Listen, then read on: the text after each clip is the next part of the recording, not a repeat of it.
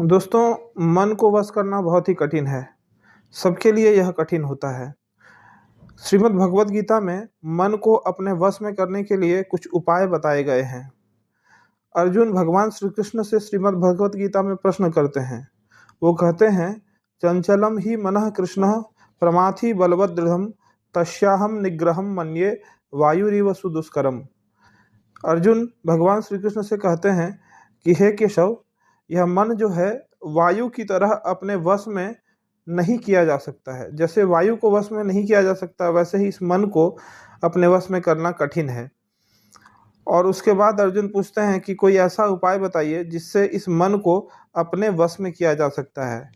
तो इसके उत्तर में भगवान श्री कृष्ण अर्जुन को बोलते हैं कि देखो, हालांकि मन को वश में करना कठिन है, लेकिन इसे अभ्यास और वैराग्य से वश में किया जा सकता है। भगवान श्री कृष्ण कहते हैं, असंशयम महाबाहो मनो दुर्निग्रहम चलम अभ्यासेन तो कौन्तेय वैराग्येन च गृह्यते। अर्थात, हे महाबाहो, असंशयम, महाबाहो मतलब तुम बिल्कुल सही कह रहे हो, मन को वश में करना बहुत ही कठिन है। असंशयम महाबाहो मनो दुर्निग्रहम चलम अभ्यासेन तु कौन्तेय वैराग्येन च गृह्यते। अर्थात अभ्यास से और वैराग्य से, हे अर्जुन, इसको वश में किया जा सकता है।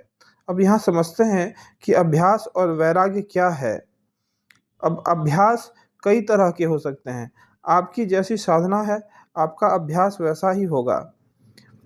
आप यदि भक्ति मार्ग के पथिक हैं तो आपका अभ्यास होना चाहिए संसार से अपने मन को हटा करके भगवान के चरणों में अपना मन लगाना। आप यदि ज्ञान मार्ग के पथिक हैं तो असत्य चीज़ों से अपने मन को हटा करके सत्य स्वरूप परमात्मा के ध्यान में अपने आप को संलग्न करना इस प्रकार का अभ्यास आप कर सकते हैं। और यदि आप कर्मयोगी हैं तो सभी स्वार्थ भावनाओं का परित्याग करके निस्वार्थ भाव से अपने कर्म को ही अपना धर्म मान करके कर्तव्यों का पालन करने से, आप इस प्रकार के अभ्यास करने से आपका मन आपके वश में होगा। अब ये रही बात ज्ञान योगी, कर्मयोगी और भक्ति योगी के द्वारा अलग अलग प्रकार के अभ्यासों का वर्णन।